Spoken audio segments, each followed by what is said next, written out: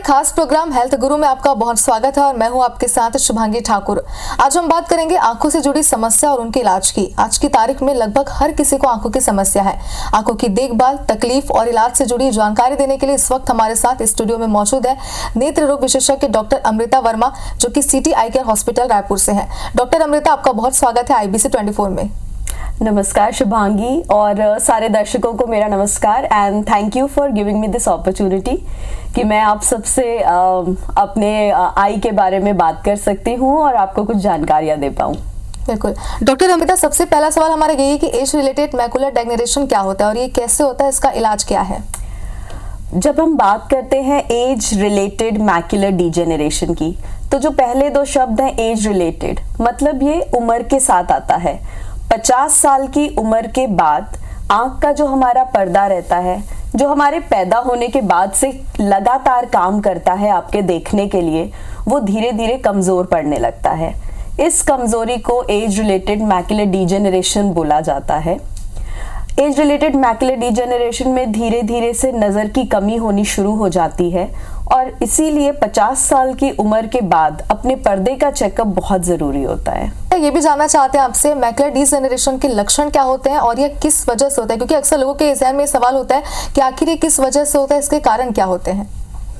Macular degeneration, जैसे मैंने बताया, जब से आप पैदा हो रहे हैं आपकी आंख का पर्दा काम करता चला जा रहा है। तब से काफ़ी सारी चीज़ें होती हैं आपके एनवायरनमेंट में जो आपकी आंख के पर्दे को इफ़ेक्ट करती है, जैसे कि धूप में बार बार निकलना, बिना काले चश्मे पहने, आप जिस तरह की डाइट ले रहे हैं, आपकी डाइट एंटीऑक्सीडेंट रिच है या नहीं, इन सब कारणों से पर्दे पे इफ़ेक्ट जल्दी या लेट पड़ सकता है। तो एज रिलेटेड मैकुलर डिजेनरेशन आपकी जो गलत आदतें हैं, स्मोकिंग है, BP की शिकायत, डायबिटीज़ है अगर आपको, उनके कारण आपके पर्दे में डेवलप हो सकता है। अगर कोई इसके मरीज है तो उन्हें क्या क्या सावधानी बरतनी चाहिए? अगर हम बात करें खान पान की, तो इसमें क्या सावधानी बरतनी चाहिए और ऐसी कौन कौन सी चीज़ें हैं जो उन्हें बिल्कुल भी नहीं करनी चाहिए? एक बार आपको एज रिलेटेड मैकुलर डिजेनरेशन हो जाता है, उसके बाद सावधानी बरतने से बेहतर है कि जब हम यंग एज में रहते हैं तब से हमें खान पान में थोड़ा सा बदलाव लाना चाहिए। जो भी लाल पीली फल सब्जियां होती हैं, जैसे गाजर है, टमाटर है, पपाया है, ये फल सब्जियां हमको अपनी डाइट में लानी चाहिए। जो हरी सब्जियां रहती हैं, स्पिनच हैं, हरे साग होते हैं, वो सब हमें अपनी डाइट में रेगुलरली रखना चाहिए। ये हमारी आंखों को बचा के रखते हैं, इनके एंटीऑक्सीडेंट कंटेंट, आगे जाकर एज रिलेटेड मैकुलर डिजेनरेशन ना हो।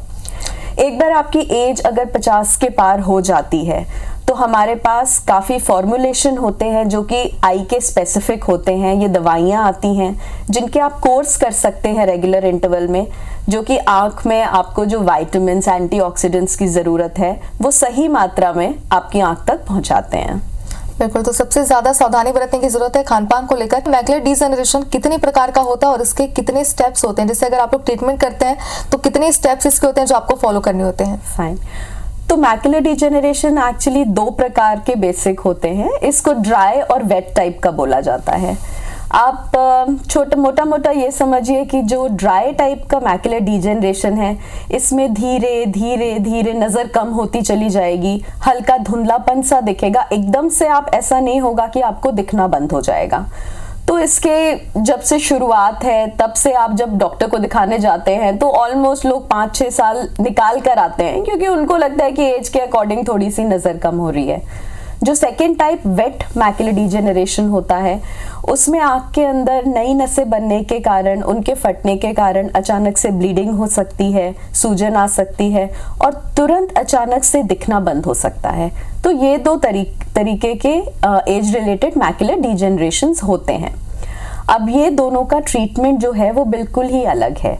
जो हमारा ड्राई टाइप है मैकुलर डिजेनरेशन का, उसका ट्रीटमेंट जैसा मैंने आपको बताया कि हमें जो सप्लीमेंट्स होते हैं, शुरुआती स्टेजेस में हम सिर्फ सप्लीमेंट्स देकर भी उनको काफ़ी दिनों तक रोक सकते हैं या बहुत जल्दी बढ़ने से रोका जा सकता है। मगर जब ड्राई टाइप बहुत लेट हो जाता है तो पर्दा पूरी तरह घिस जाता है उम्र के साथ, फिर उसको बचाना बहुत ही मुश्किल रहता है। जो वेट टाइप ऑफ डिजेनरेशन है, जिसमें मैंने बताया कि ब्लीडिंग हो जाती है पर्दे के अंदर, तो ऐसी सिचुएशन में हमारे पास आँख के अंदर लगने वाले इंजेक्शंस होते हैं और इन इंजेक्शंस की मदद से जो एंटी वीजीएफ ग्रोथ फैक्टर के इंजेक्शंस होते हैं, इनकी मदद से हम ये एडिमा और जो आंख में ब्लीडिंग हुई है उसको कम कर सकते हैं, जिससे कि मरीज को दोबारा दिखना शुरू हो सकता है।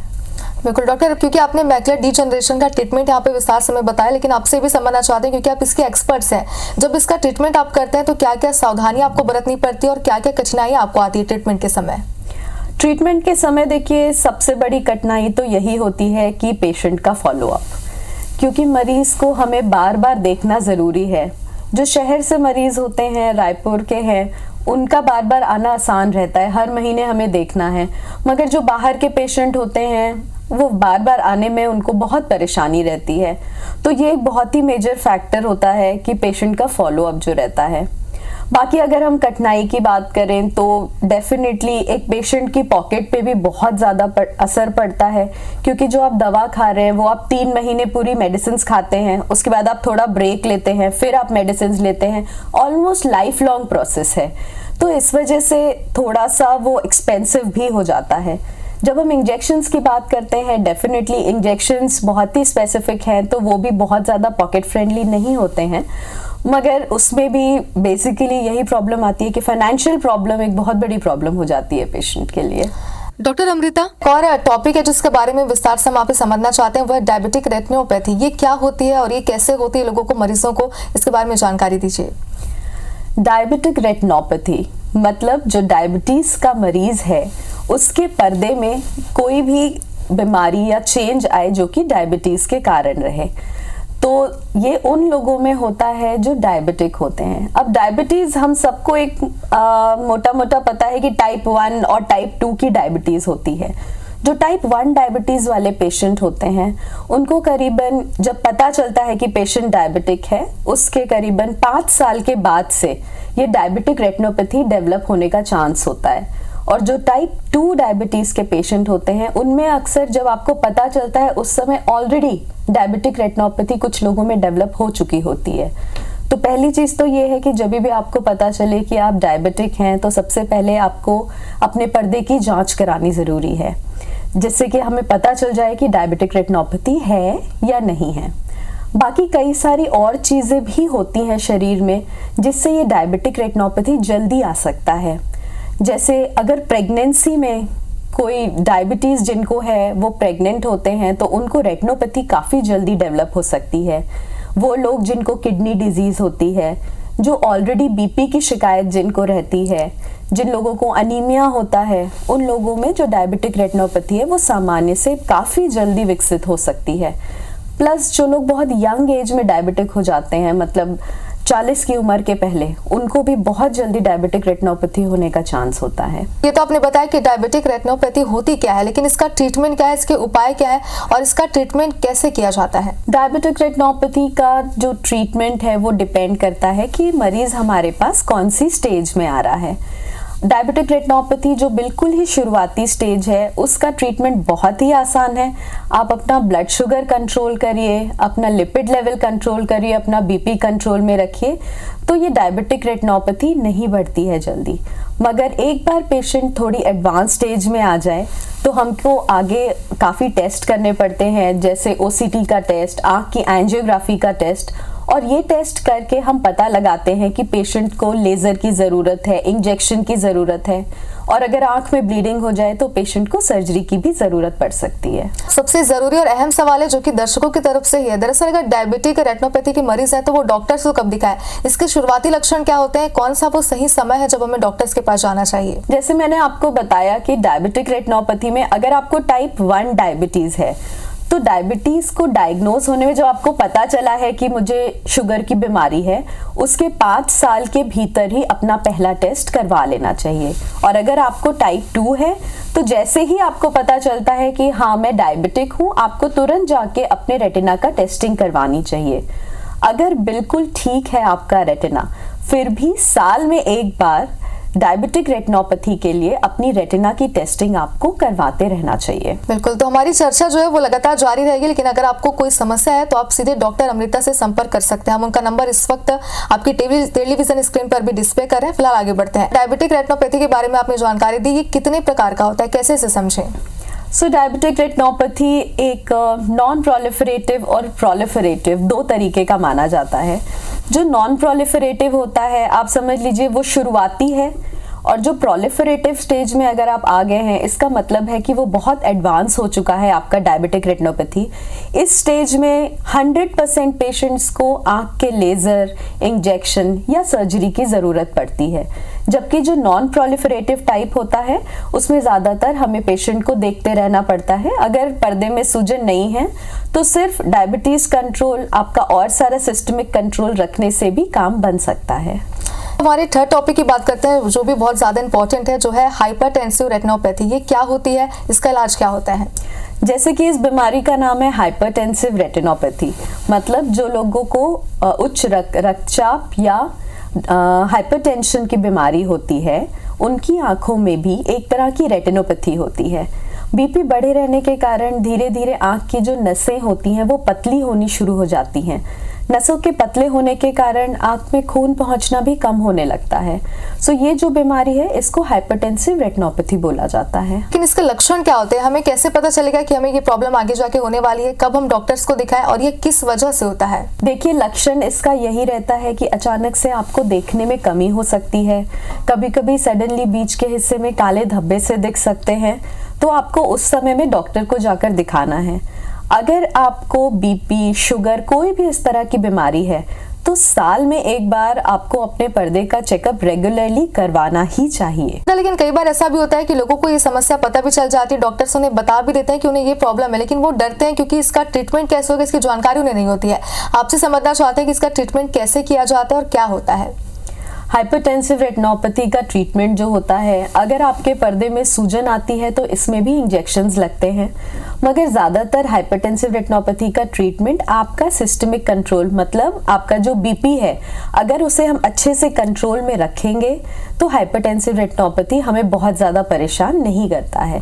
सो बीपी का कंट्रोल सबसे ज़्यादा ज़रूरी है, मगर अगर कभी भी नज़र में अचानक से कमी लगे तो तुरंत अपने डॉक्टर को दिखाना सबसे ज़रूरी चीज़ होती है। सर अमृता, अगर बात करें सिकल सेल रेटिनोपैथी की, जिसके बारे में भी हमने बहुत सुना है, आखिर ये होता क्या और इसका टेस्ट कब कराया जाए? देखिए, सिकल सेल रेटिनोपैथी उन मरीजों में होता है जो सिकलिंग से प्रभावित होते हैं। जिन मरीजों में सिकल सेल ट्रेट होता है, उनमें रेटिनोपैथी डेवलप होने का चांस बहुत कम रहता है, मगर जिनमें सिकल सेल एनीमिया या सिकल सेल डिजीज़ होती है, उनके अंदर रेटिनोपैथी डेवलप होने का चांस बहुत ज़्यादा होता है। सिकल सेल रेटिनोपैथी में काफ़ी ऐसे पर्दे में हिस्से बन सकते हैं जहाँ पे खून पहुँचना बंद हो जाता है, नसें बंद हो जाती हैं। इस कारण से नई नसें बन के वो फट सकती हैं और पर्दे में ब्लीडिंग आ सकती है। इसलिए जो भी सिकल सेल एनीमिया या सिकल सेल डिजीज़ के पेशेंट हैं, वो करीबन 3-4 साल में एक बार अपनी आँख का रेगुलर चेकअप ज़रूर कराते रहें, ये बहुत ज़रूरी है। सिकल सेल रेटिनोपैथी की ट्रीटमेंट क्या क्या ऑप्शंस हैं? क्योंकि अक्सर हम सुनते हैं कि इसके कई सारे ट्रीटमेंट होते हैं, कौन कौन से ऑप्शंस अवेलेबल होते हैं और इसका ट्रीटमेंट कैसे किया जाता है? सिकल सेल रेटिनोपैथी में जो पर्दे का हिस्सा जहाँ पर खून पहुँचना बंद हो गया है या जहाँ नई नसें बनने लगी हैं, वो हिस्से को हम लेज़र या क्रायो के द्वारा सील कर देते हैं। और अगर इसमें ब्लीडिंग या फिर सूजन पर्दे में आनी शुरू होती है तो इसमें भी इंजेक्शंस के द्वारा ही इलाज किया जाता है। बिल्कुल। अब जितने भी दर्शक हैं उनसे जुड़ी ये समस्या है, क्योंकि अक्सर उनके मन में ये चीज़ें होती है कि उन्हें क्या क्या सावधानियां रखनी चाहिए। अक्सर डॉक्टर उन्हें सलाह भी देते हैं, लेकिन आपसे समझना चाहते हैं कि सिकल सेल रेटिनोपैथी के मरीजों को कौन कौन सी सावधानियां बरतनी चाहिए? सावधानियों में आपको डेफिनेटली अपने फिजिशियन से रेगुलरली चेकअप पे रहना चाहिए और अपने आई डॉक्टर से रेगुलरली चेकअप पे रहना चाहिए। इसको हम रोक तो बिल्कुल नहीं सकते हैं क्योंकि प्रॉब्लम आपके शरीर के अंदर से है, मगर समय पे ट्रीटमेंट करके कम से कम आपकी नज़र बचाई जा सकती है। सिकल सेल वाले जो मरीज होते हैं उन्हें क्या क्या नहीं करना चाहिए? अक्सर ये कहा जाता है जो गर्भवती महिलाएं, अगर उन्हें ये प्रॉब्लम है, और जो स्कूल में पढ़ने वाले बच्चे हैं उन्हें अगर ये समस्या है तो उन्हें खास तौर पर ध्यान रखना चाहिए। कौन कौन सी सावधानियां जो उन्हें बरतनी चाहिए? देखिए, आँख के अनुसार अगर हम बोलेंगे तो ये जो सिकल सेल एनीमिया के पेशेंट्स हैं, जो प्रेग्नेंट पेशेंट्स हैं या जो बच्चे रहते हैं, उनको हम नॉर्मल जो स्कूल स्क्रीनिंग सेशंस करते हैं या प्रेग्नेंट लेडीज़ को भी आजकल हम काफ़ी बढ़ावा देते हैं कि वो भी नॉर्मल स्क्रीनिंग सेशंस के लिए आएँ, जिससे हम बीमारी को जल्दी पकड़ लें। बाकी नॉर्मल जो उनको चीज़ें बोली जाती हैं प्रिवेंशन के लिए, वही उनको फॉलो करनी होती है। आँख की तरफ से कोई स्पेशल प्रिवेंटिव मेजर्स नहीं होते हैं इसके हिसाब से। ये तो सारी बात होगी, जितने टॉपिक्स से हम बात करें तो उनके बारे में विस्तार से, लेकिन सिटी आई हॉस्पिटल की अगर हम बात करें तो इसमें क्या क्या स्पेशलिटी मौजूद है? सिटी आई केयर हॉस्पिटल में आपको एंटीरियर सेगमेंट मतलब आंखों की आगे की पुतली, कॉर्निया, यूवीआइटिस, आँख की चोट लगना मतलब ट्रॉमा केसेस, पीछे आँख का जो पर्दा रहता है, लेंस, कैटरेक्ट सर्जरीज, सारी सुविधाएं उपलब्ध हैं वहाँ पर। सवाल हमारा आजकल के सभी पेरेंट्स की तरफ से, क्योंकि बच्चे आजकल मोबाइल में गेम बहुत ज़्यादा खेलते हैं, उनकी आंखों को कैसे सुरक्षित रख सकते हैं? पहला तो सबसे ज़रूरी चीज़ ये है कि हमारा जो मोबाइल का टाइम है या स्क्रीन टाइम होता है बच्चों को, उसको हमें बहुत ही रिस्ट्रिक्टेड रखना होता है। कोई भी बच्चे का स्क्रीन टाइम दिन का 1.5 से 2 घंटे के ऊपर नहीं रहना चाहिए। जब मैं स्क्रीन टाइम बोल रही हूँ तो मैं सिर्फ मोबाइल की बात नहीं कर रही हूँ, उसमें आपका मोबाइल, टीवी, कंप्यूटर सब कुछ इंक्लूडेड रहता है। ये तो बात हो गई बच्चों की, लेकिन अक्सर ये कहा जाता है कि जो सीनियर सिटीजन हमारे घर में होते हैं उन्हें अपनी आंखों का खास ध्यान रखना चाहिए, क्योंकि जितने भी आंखों से रिलेटेड जो समस्याएं होती है वो उन्हें सबसे पहले होती है, तो उनकी आंखों का ध्यान कैसे रखें? सीनियर सिटीजन्स की आंखों का ध्यान रखने के लिए पहला डेफिनेटली रेगुलर चेकअप, दूसरा आपकी डाइट। जब एक एज के बाद आप जितनी healthy, antioxidant rich, fresh diet लेंगे उतना अच्छा रहेगा। खाने में तला भुना खाना ये सब थोड़ा अवॉइड करें तो बेहतर रहता है। बाहर जब भी घर के निकलें तो काला चश्मा पहन के जाएं, ताकि धूप की जो किरणें होती हैं, जो अल्ट्रावायलेट रेज होती हैं, उनसे आपके आंख के पर्दे और आंखों पे गलत असर ना पड़े। कुछ लोगों को सिर दर्द की शिकायत होती है, मैं कहूँ कि आजकल लगभग सभी लोगों को, इसके क्या कारण हो सकते हैं? देखिए, सर दर्द का कारण आंखों से भी रिलेटेड हो सकता है और बाकी आपके ब्रेन से भी रिलेटेड हो सकता है। अगर आपको सर में दर्द हो रहा है तो पहली चीज़ आपको यही करानी है कि हॉस्पिटल जाके एक बार अपनी आंखों का टेस्ट कराइए, चश्मे के नंबर के लिए टेस्ट कराइए। अगर आपको चश्मे का नंबर है तो उसके रेगुलर इस्तेमाल से आपको जो हेडेक है वो कम हो सकता है।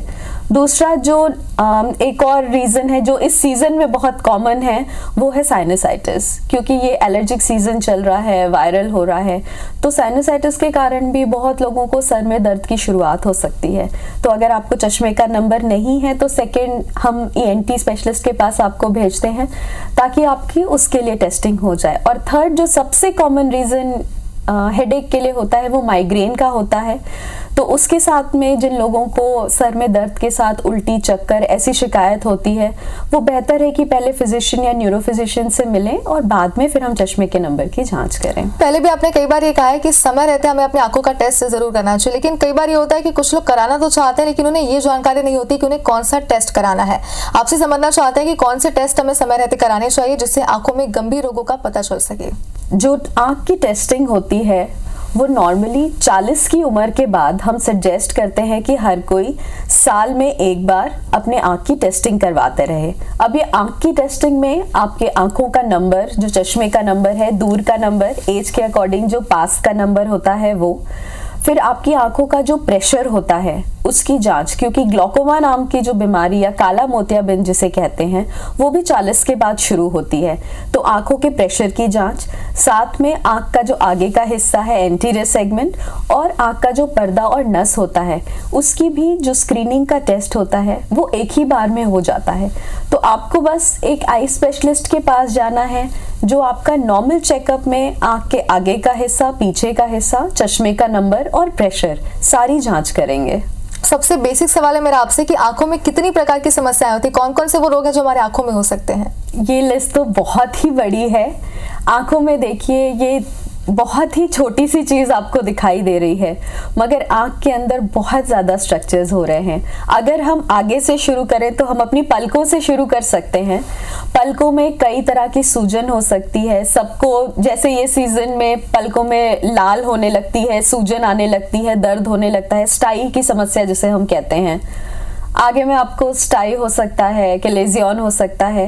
आँख की जो पुतली या कॉर्निया होती है, कॉर्निया के अंदर आपको कॉर्निया के अल्सर हो सकते हैं, सूखापन आ सकता है।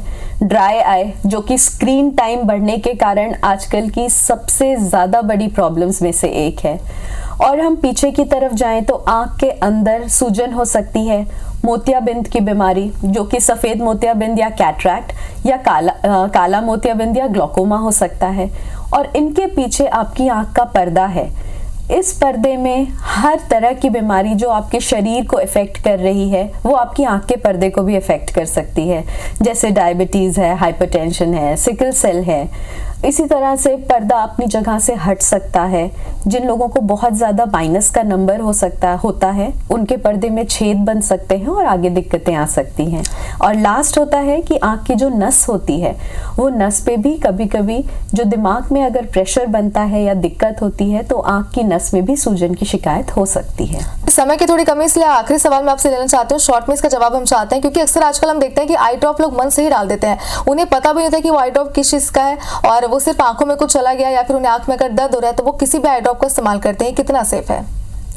ये बिल्कुल भी सेफ नहीं है, क्योंकि अक्सर हम जो आई ड्रॉप्स ले लेते हैं मेडिकल से या कहीं स्टोर से जाकर, उनमें देखा गया है कि स्टेरॉइड हो सकते हैं। आँख में अगर आप स्टेरॉइड ड्रॉप्स ज़्यादा डाल लेते हैं या गलत बीमारी इन्फेक्शन के साथ में डाल लेते हैं तो आँख में इन्फेक्शन अचानक से बहुत ज़्यादा बढ़ने का, पुतली पूरी तरह से ख़राब होने का खतरा रहता है। स्टेरॉइड अपने आप में आपकी आँख में मोतियाबिंद कर सकता है, काला मोतियाबिंद कर सकता है, मतलब ग्लोकोमा हो सकता है उससे, और ये बहुत ज़्यादा प्रॉब्लमेटिक हो सकता है। दूसरी चीज़ ये है कि हो सकता है कि आप जो दवा ले रहे हैं वो आपकी बीमारी के लिए है ही नहीं। इसलिए जब भी आँख की कोई समस्या हो तो बहुत ज़रूरी है कि आप एक प्रॉपर आई डॉक्टर से मिलें, ऑफ्थल्मोलॉजिस्ट, जो कि उस समस्या को देखे, मशीन पे देखे और आपको उसके अनुसार दवा दे। चलिए, तो बिल्कुल भी ये सेफ नहीं है। कई सारे आंखों की प्रॉब्लम से रिलेटेड टॉपिक्स है जिसमें आपने बातचीत की हमारे साथ, और कई सारे हमारे बेसिक सवाल भी थे जो अक्सर लोगों के जहन में होते हैं, उसका जवाब भी आपने विस्तार से में दिया है। बहुत बहुत शुक्रिया आपका हमारे साथ जुड़ने के लिए।